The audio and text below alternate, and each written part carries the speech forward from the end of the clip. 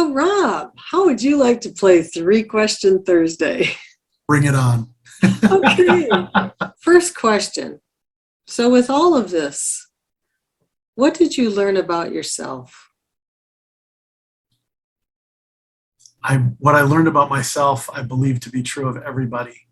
And that is that as children of God, and again, I don't want to push my spiritual belief on anybody else, whether you know, God or spirit, universe, whatever your belief is, but I believe we are children of God and that we've inherited creative capacity from God in that respect, in the same way that my children have inherited qualities from me.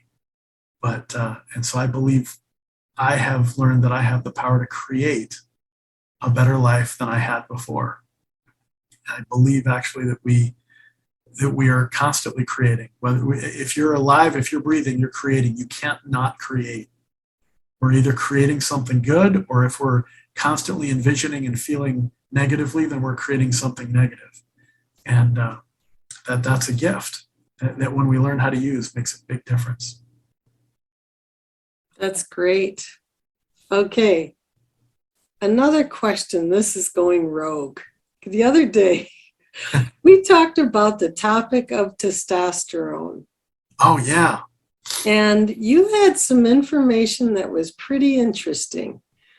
And for especially for the men, but for the women too, what was your observation? So, yeah, just sharing my experience.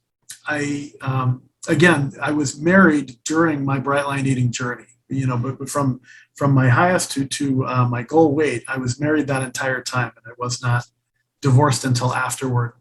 And so one of the things that we noticed partway through the journey, this is probably when I was down about 100 pounds, 120 pounds, somewhere in that ballpark, my then wife expressed to me, she's like, man, you're a little bit more amorous than normal. You know, you're a little bit more desirous.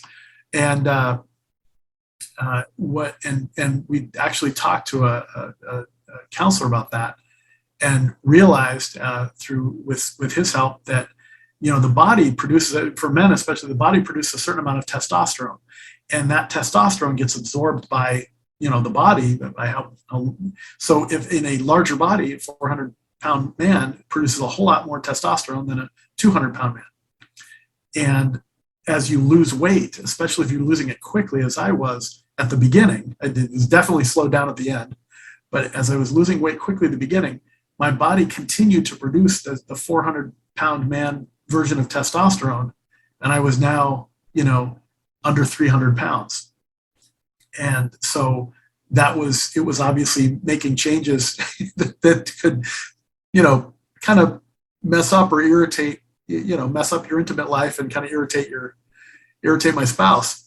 And so the counsel was kind of, you know, go take a walk, go to the gym, go do something, lift weights or do something, kind of burn that off.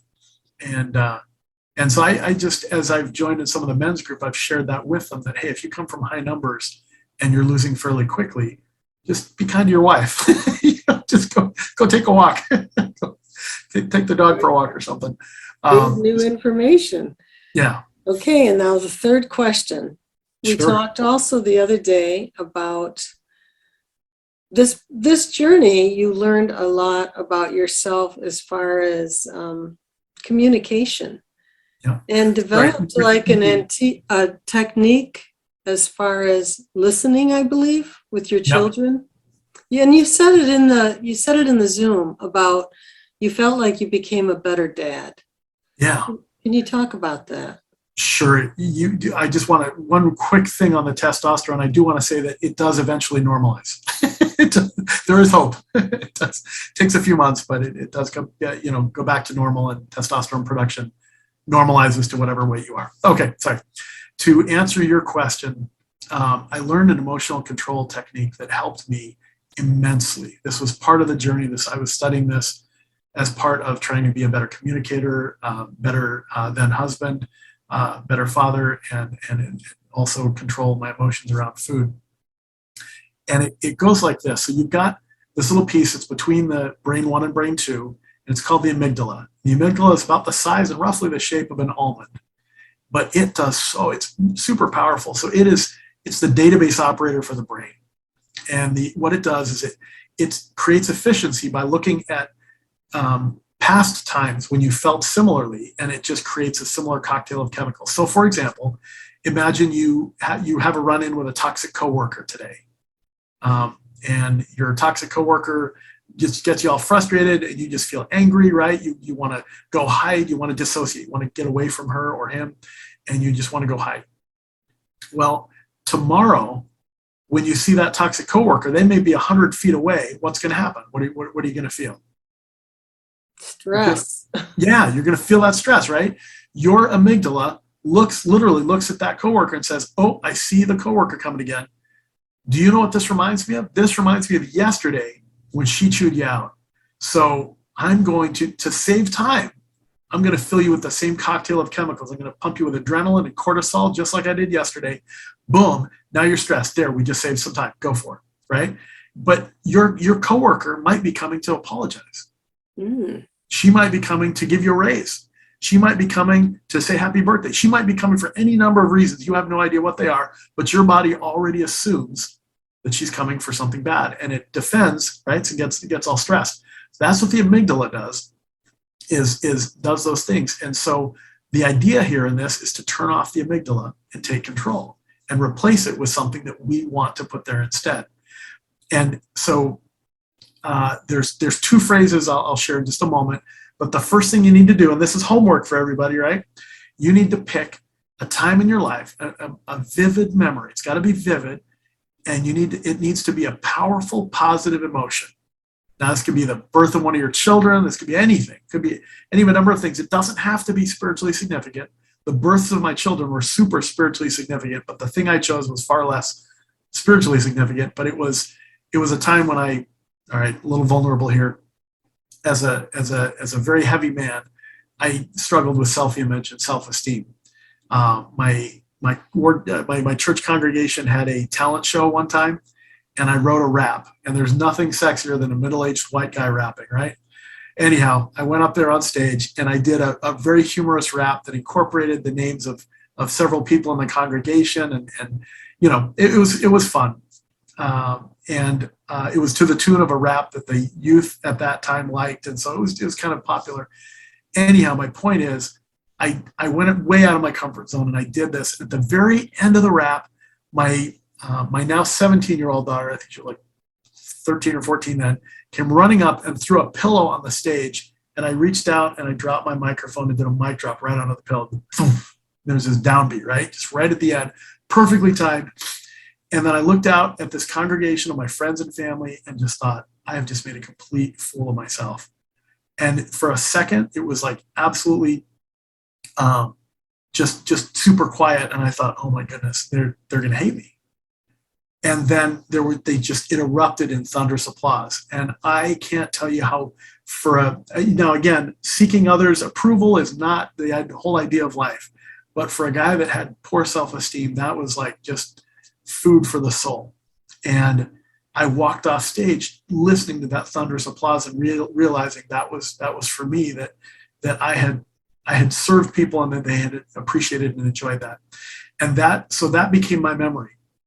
So you need to find a memory that for you is a powerful, positive emotion. You find a way to describe it in detail, but in as few words as possible. And then you're inserted into these two phrases that I'm going to give you. The first phrase, we've got someone commenting that's a Harry Potter geek and says, like producing a Patronus charm. Yes, absolutely. Very, very much. I'm a Potterhead myself. I love that. So here are the two phrases. The first one is a question, and you got to phrase these exactly. Do you know what this reminds me of? And so what I did is I practiced hundreds of times doing this, asking out loud, do you know what this reminds me of? And then answering it, this reminds me of, and here's where each of you would insert your powerful positive moment. So mine was, this reminds me of the mic drop at the end of my rap parody where I walked off the stage to thunderous applause. And as I say that right now, this moment, I can close my eyes, I can visualize that moment, and I actually get little tingles up my spine to this day, thinking about that because it makes me feel happy. When I do, I stand up a little straighter, right? My spine gets straightened. My I smile, I breathe a little deeper. Guess what those things do? Those things put you in brain 2 and brain 3 because you're feeling good, you're feeling positive. And when you're standing up straight and breathing deeper, you've got more oxygen in the brain. You can solve problems. It takes you out of fight or flight mode and puts you into problem solving mode. It's just a trick to get your physiology to obey. So you ask, do you know what this reminds me of? This reminds me of, and you describe your powerful positive moment. What that does is it, like I said, it pulls you out of brain 1 and puts you into brain 2 and brain 3. Here's what I experienced. My now 19-year-old daughter, who then was, I think, 15, 16, we fought all the time. We'd butt heads, and we'd have screaming matches. And before this time, she would come and yell at me, and I would just yell louder, right? Which is the worst thing a parent can do. But that's where I was. I was living in fear, and I was like, oh, I'm going to lose. So we got a mutiny here on the ship. I'm the captain, and I'm going to lose control of this thing. And so I would yell back. But when I started to use this thing, I would do it quietly, and I even did I anchored it with a hand motion of a mic drop. And so what I would do is, I remember vividly this one time she was screaming at me, and in my mind I was silently saying over and over again, do you know what this reminds me of? This reminds me of the mic drop at the end of my rap parody where I walked off the stage to the thunderous applause, and I would do it over and over. And as I did it, behind my back I was doing the little mic drop, and it changed my physiology. I now was no longer responding in fear. I didn't feel any drive to yell. And it was kind of like, if you've ever watched those movies where suddenly the person is in slow motion, that's what was happening. I was like, hey, I've got this space in between stimulus and response that Stephen Covey talks about, right? That space between stimulus and response where I can now choose what I want to do. I have a moment where I am free from that tug, that absolute necessity to yell. And so I said, I'm going to choose to listen instead. And I listened. It created a safe space in me. And you can't pour from an empty cup, right? So I created a safe space for her. So I listened. And then and I heard her pain. And she didn't feel appreciated. I said, you know what? You're right. I'm so sorry that you don't feel appreciated. I do appreciate you. I do acknowledge that you do a lot around here. That disarmed her. And she's like, that's kind of weird. Who are you? What have you done with my dad? But after 2 or 3 of these times, and I was probably more like a dozen of these times, she started to speak in a softer voice. She didn't need to yell anymore because she knew she'd be heard. Somewhere instinctively, she knew she'd be heard. And foolishly, at first, I thought, look, I changed her, but I didn't. What I did is I used that creative power to create a safe space where she could be her best self. She was choosing to be her best. I didn't change her. She chose to be her best self. It changed my parenting. It changed the way I approached bright line eating, that little emotional technique. It changes the way that I communicate with people. Even now, when I feel fear, I do that. It's very much, Noreen, like your first pitch, right? Where you're visualizing that baseball game and that first pitch. It's the very same thing. I'm just visualizing something that I love. It fills me with happiness, and it makes a difference. Wow. That is so amazing, Rob. What a technique. I can picture using it. I don't know how long it would take for me to, to get good at it, but I could actually picture using that technique. And what a difference it would make in life to be able to create that pause in between the stimulus and, your reaction to it. So, wow. Rob, again, thank you so much. Thanks for saying yes and coming out on Starting Out Bright. And thank you for playing 3-Question Thursday. My pleasure. Thank you so much, Noreen. This has been an honor. Thank you. You're welcome. Good night, everybody. Stay bright.